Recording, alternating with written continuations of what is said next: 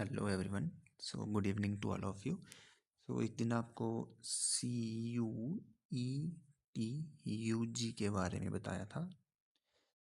आज उसी का प्रीवियस ईयर का क्वेश्चन पेपर हम सॉल्व करने जा रहे हैं, पॉलिटिकल साइंस राजनीतिक विज्ञान का। हालांकि मीडियम इंग्लिश है, but don't worry, I will translate in the Hindi.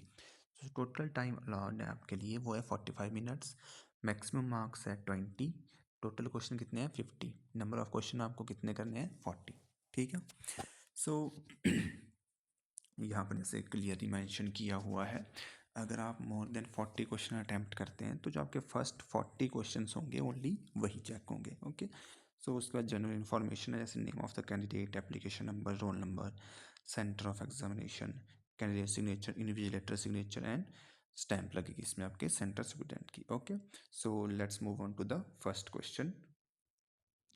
First question is, which of the following party led the movement for the formation of Punjabi सूबा? जो आपका एक आंदोलन था, ठीक है, पंजाबी सूबा बनाने के लिए, वो किस पार्टी के द्वारा चलाया गया था? तो इसका जो आंसर है वो है थर्ड, अकाली दल के द्वारा। वन मोर थिंग, जो हम यहाँ पर आंसर देखेंगे वो ऑफिशियल आंसर की होगी। अगर इसमें कोई डाउट है या कोई क्वेश्चन ऐसा है जो आपको लग रहा है उसका आंसर गलत है, kindly tell me. Okay. Second question is, थोड़ा जल्दी करने की ट्राई करेंगे हम, क्योंकि 50 क्वेश्चन है। देखते हैं आज कितने कवर हो पाएंगे, ज़्यादा लंबा वीडियो नहीं रखेंगे हम। Second question is, who among the following led the anti Brahmin movement, worked for the Justice Party and also founded Dravida Kazhagam? इसका जो आंसर है वो है EB रामास्वामी नायकर। ठीक है, सेकंड जो इसका राइट ऑप्शन है। थर्ड क्वेश्चन है हमारे पास, what does BAMCEF stand for? इसकी फुल फॉर्म बतानी है हमें। इसका जो राइट आंसर है वो backward and minority communities employees federation, मतलब थर्ड है इसका आंसर। फोर्थ क्वेश्चन है हमारे पास, the Mandal Commission was appointed by fill in the blanks government at the centre. जो फोर्थ क्वेश्चन है उसका है हमारे पास थर्ड, जनता पार्टी। ओके। जो फिफ्थ क्वेश्चन है, in 1974 national wild strike by all the employees of the railways was led by which of the following leaders? जो एक मूवमेंट हुआ हुआ रेलवे से रिलेटेड 1974 में, वो किस जो नेता था उसके द्वारा उसका नेतृत्व किया गया था? जो पांचवा है उसका आंसर है third, George Fernandes. Next question है सिक्स्थ हमारे पास, इसमें मैच करना है। ठीक है, जो प्राइम मिनिस्टर है उनका टाइम पीरियड कब से कब तक है? सिक्स्थ क्वेश्चन है, इसका आंसर है फर्स्ट। ठीक है, इट मीन जो A है उसके लिए ऑप्शन सेकंड करेक्ट है, जो B है उसके लिए ऑप्शन थर्ड करेक्ट है, जो C है उसके लिए ऑप्शन फोर्थ करेक्ट है, और जो D है मनमोहन सिंह जी, उसके लिए ऑप्शन फर्स्ट करेक्ट है। ठीक है। नेक्स्ट क्वेश्चन है हमारे पास seventh question, who was the founder of Bahujan Samaj Party? Bahujan Samaj party के फाउंडर कौन है? सेवंथ क्वेश्चन का आंसर है कांसी राम। एट्थ क्वेश्चन है हमारे पास, the model of transition in Russia, Central Asia and East Europe that was influenced by World Bank and the IMF came to be known as? ठीक है, जो रसिया, सेंट्रल एशिया और East Europe में जो World Bank और IMF की full form है International Monetary Fund. World Bank को हम दूसरा क्या नाम बोलते हैं? IBRD, ये दूसरा नाम है वर्ल्ड बैंक का। ठीक है, याद रखिएगा इन दोनों को। IMF की फुल फॉर्म क्या बताई? International Monetary fund. ठीक है, उस मोमेंट का क्या नाम था? जो एट्थ है उसका आंसर है शॉक थेरेपी। ठीक है, सेकंड मतलब second option is the correct. Then we have ninth question, in which year was Mikhail Gorbachev elected as the general secretary of the communist party of the Soviet Union? जो Soviet संघ है, ठीक है, जो Mikhail Gorbachev थे वो कब general secretary बने थे कम्युनिस्ट पार्टी के? नाइन्थ क्वेश्चन का जो करेक्ट आंसर है वो है फोर्थ, 1985 अकॉर्डिंग टू आंसर की। ओके। टेंथ क्वेश्चन है, which of the following countries have not accepted euro as a common currency? ठीक है, जैसे आपको पता होगा यूरो जोन के बारे में, ठीक है, तो इसका जो राइट आंसर है 10th का वो है पहला, Denmark and Sweden, Denmark and Sweden. ठीक है, 11 क्वेश्चन है, the ASEAN Regional Forum established in 1994 is the organization that carries out the coordination of। ठीक है, आसियान एक कॉरपोरेशन है। ठीक है, इसका एक रीजनल फॉर्म, इसका नाम है ARF, आसियान रीजनल फॉर्म। कब एस्टेब्लिश हुआ था? 1994 में। ठीक है, और ये बेसिकली कोऑर्डिनेशन किस में एस्टेब्लिश करती है? इसका है third, security and foreign policy.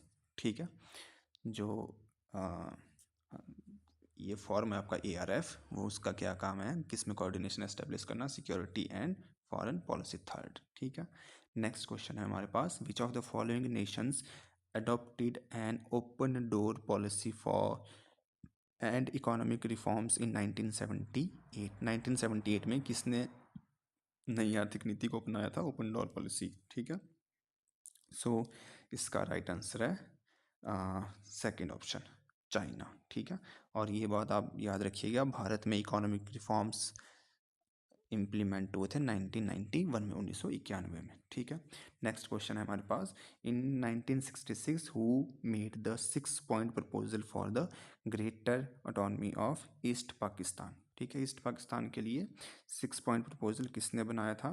सो 13 का राइट आंसर है सेकंड, शेख मुजीब उर रहमान।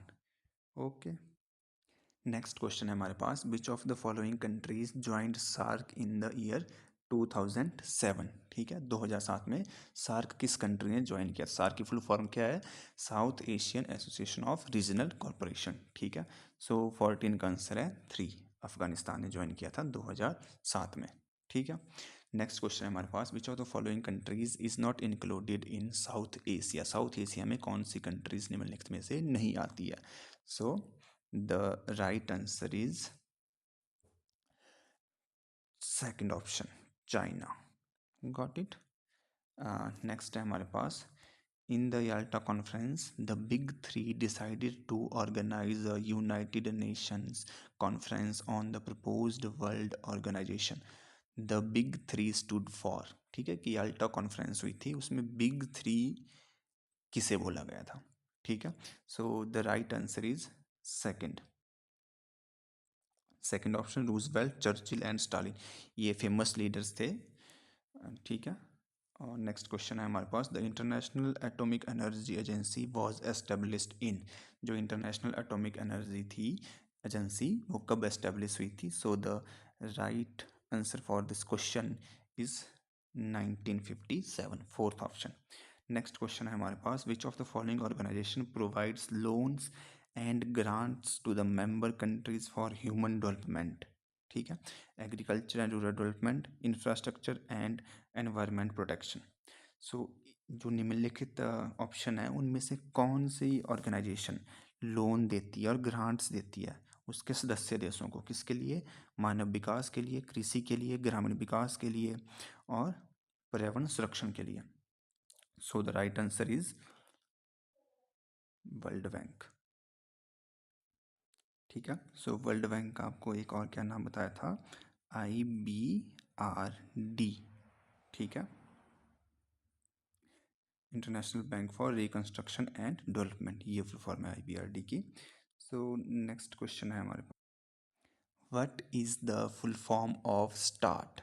ठीक है, सो इसका जो राइट आंसर है that is the second option, strategic arms reduction treaty.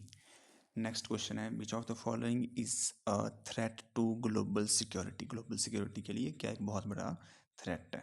ठीक है, so the right answer is terrorism, आतंकवाद।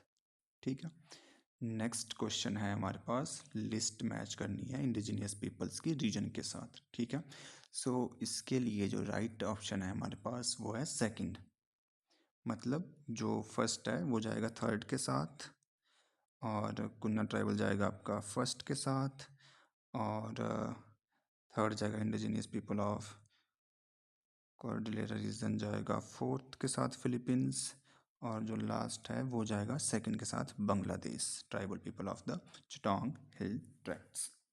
नेक्स्ट है हमारे पास, when was the Kyoto Protocol signed? Kyoto Protocol कब साइन हुआ था? सो इसका राइट आंसर है 1997। It is related with the environment, sorry, not environment, but it is related with climate change. Okay, got it. Kindly remember it, है ना?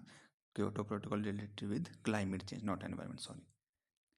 Next question we have, when was the Energy Conservation Act passed? जो energy conservation ऊर्जा संरक्षण अधिनियम था वो कब pass हुआ था? So right answer is third option, 2001। ठीक है, 2001 में। ओके, नेक्स्ट क्वेश्चन है हमारे पास, which of the following global platforms brings together human rights activists, environmentalist, labor, youth, and women activists opposed to new liberal globalization? ठीक है, so the right answer for 24th question is second option, world social forum. So basically इसमें था क्या, जो आपका world social form है उसमें क्या किया, जो ह्यूमन राइट्स से रिलेटेड थे, आपके एनवायरनमेंट से, लेबर, यूथ, वुमेन से, जितने भी आपके इश्यूज थे वो सारे एड्रेस किए जाते हैं। Which of the statement is true about globalisation? सो ग्लोबलाइजेशन के बारे में कौन सी बात सही है? So the right answer is third, globalisation is a multi dimensional phenomena. Okay, so next question है हमारे पास 26th, when is Ambedkar Jayanti observe? Ambedkar Jayanti कब मनाई जाती है भारत में? सो ऑप्शन, इसका करेक्ट जो ऑप्शन है दैट इज 4 अप्रैल 14 में। ठीक है, नेक्स्ट क्वेश्चन है, वी हैव, ये पिक्चर देखनी है, ठीक है, उसके अकॉर्डिंग हमें नीचे जो कितने 5 क्वेश्चन हैं उनके आंसर देने। चलिए स्टार्ट करते हैं। 27 फर्स्ट क्वेश्चन है, look at the picture and identify the logo. ये लोगो किसका है? ठीक है, so the right answer is United nation, UN. Okay, third option UN, got it, UN is the UN. ठीक है, 28 who was the second secretary general of UN? जो UN है उसका सेकंड सेक्रेटरी जनरल कौन था? ठीक है, so the right option is option number 3। 29th question is, which day is celebrated in the U as the UN day, sorry as the UN day, UN दिवस के रूप में कौन से दिन मनाया जाता है? सो 29th का जो करेक्ट आंसर है that is third option. Next we have question number 30. The UN was founded as a successor to which of the following? So the right answer is option number 1, League of Nation. And next time हमारे पास write the full form of UNDP. UNDP की full form बताइए। So इसका जो right option है हमारे पास वो है second option, United Nations Development Programme. ठीक है, और यूएनडीपी ने ही basically HDI, human development index को प्रोपाउंड किया था और वही कैलकुलेट करता है एचडीआई। ओके, नेक्स्ट है हमारे पास, read the following paraphrase carefully and answer the 5 questions. आपको क्या करना है, पैराफ्रेज को रीड करना है, आराम से रीड करना है, एंड देन इसके बेस पर आपको जो 5 क्वेश्चन है उनके आंसर करने हैं। ठीक है, so you can read the paragraph, और काइंडली इस जो ये 5 क्वेश्चन इनको अच्छे से अटैम्प्ट कीजिएगा क्योंकि ये सभी के सही होने चाहिए। ठीक है, अगर ये गलत हो रहे हैं सो इट मीन आपका पेपर थोड़ा क्वालिफाई करना टफ हो जाएगा। ठीक है, मैं यहाँ पर पैराग्राफ रीड नहीं करूँगा, मैं डायरेक्टली आंसर दूंगा। ठीक है, फ्रॉम द आंसर की। So let's start. 32 क्वेश्चन है हमारे पास। ठीक है, इसका जो करेक्ट आंसर है वो है first, 7 sister. The North East reason consist of 7 states called 7 sister. ठीक है, ये तो आप सभी को पता होगा। 33 है हमारे पास, which of the following countries does the North East region share its boundaries with? ठीक है, जो नॉर्थ ईस्ट रीजन की बाउंड्रीज है वो किसके साथ शेयर होती है? पैराग्राफ में आप देख सकते हैं। सो 33 का क्वेश्चन है हमारे पास, जो राइट ऑप्शन है वो है 3, China, Myanmar and Bangladesh. 34 in which year was the state of Nagaland created, Nagaland कब बना था। ठीक है, इस क्वेश्चन को ऐसे भी याद कर लीजिएगा, जीके क्वेश्चन है ये। 34 का है सेकंड, 1963 में बना था नागालैंड। ठीक है, 1963 में। 35th क्वेश्चन है हमारे पास, Khasi tribes an ethnic group are the inhabitants of which of the following states. ठीक है, एक ट्राइब का जो ग्रुप है वो कौन से स्टेट के इनहेबिटेंट्स है। सो इसका जो राइट ऑप्शन है वो है हमारे पास मेघालय। नेक्स्ट क्वेश्चन है हमारे पास, the North East serves as gateway to which of the region mentioned below. जो नॉर्थ ईस्ट है वो गेटवे, ठीक है, कौन से रीजन के लिए है, जो फॉलोइंग हमारे पास ऑप्शन दी गई है। सो 36 का 1, South East Asia. Got it. Next we move. Question number 37, who among the following enter into standstill agreement with India in November 1947। एक एग्रीमेंट हुआ था इंडिया के 1997 में, सॉरी 1947 में, वो किसके साथ हुआ था। ठीक है, सो 37 का जो राइट ऑप्शन है वो है सेकंड, निज़ाम ऑफ हैदराबाद। ठीक है, नवंबर 1947 में, सॉरी 1947 है ये, बाय मिस्टेक 1997 हो गया था, 1947 है, सॉरी माय मिस्टेक। 38 है क्वेश्चन हमारे पास, which of the following princely states were reluctant to sign the instrument of accession with India. So the right option for 38 is the fourth, Hyderabad, Junagadh and Kashmir. ठीक है, next question है हमारे पास, the two nation theory was advanced by which of the following party. Two nation theory किस party के द्वारा दी गई थी। So the right option is Muslim league. Who was known as frontier Gandhi, frontier Gandhi के नाम से किसे जाना जाता है। So the right option is Khan Abdul Gaffar Khan. Next है हमारे पास 41। सो फिर से मैच करनी है लिस्ट 1 के साथ लिस्ट 2। सो जो 41 का करेक्ट आंसर है दैट इज़ फर्स्ट। ठीक है, मतलब ए जाएगा फोर्थ के साथ communist party of India, B जाएगा श्यामा प्रसाद मुखर्जी फर्स्ट के साथ भारतीय जनता पार्टी से रिलेटेड थे, सी जाएगा सेकंड के पास स्वतंत्र पार्टी, और डी जाएगा थर्ड के पास अशोक मेहता प्रजा सोशलिस्ट पार्टी। 42 क्वेश्चन है हमारे पास, who was the leader of anti caste movement and the founder of independent labour party. Independent labour party और एंटी कास्ट मूवमेंट के लीडर कौन थे, और इंडिपेंडेंट लेबर पार्टी के फाउंडर कौन थे। ठीक है, so the right answer is Baba Saheb Bhimrao Ambedkar. ठीक है, नेक्स्ट क्वेश्चन है हमारे पास, who among the following was known as milkman of India. ठीक है, मिल्क मैन ऑफ इंडिया के नाम से किसे जाना जाता है। सो इसका राइट ऑप्शन है हमारे पास थर्ड। ठीक है, वर्सी कुरियन। ओके, जो नेक्स्ट क्वेश्चन है हमारे पास वो स्टेटमेंट है। ठीक है, अब इसमें क्या करना होता है, दोनों स्टेटमेंट पढ़नी होती है, फिर ये बताना होता है कि जो ऑप्शंस पे लिखा होता है। ठीक है, जैसे यहाँ पर है both statement are correct, both statement are incorrect, statement 1 is correct but statement 2 is incorrect. ठीक है, चलिए देखते हैं। तो फर्स्ट स्टेटमेंट है, the second 5 year plan stressed on heavy industries. ठीक है, जो आपका पहली पंचवर्षीय योजना थी, ठीक है, उसके उपरांत जो दूसरी पंचवर्षीय योजना बनाई गई थी, उसमें ये जो आपकी भारी उद्योग थे उन पर ज़्यादा फोकस किया गया था। ठीक है, और a bulk of industries like electricity, railways, steel could be developed by the private sector.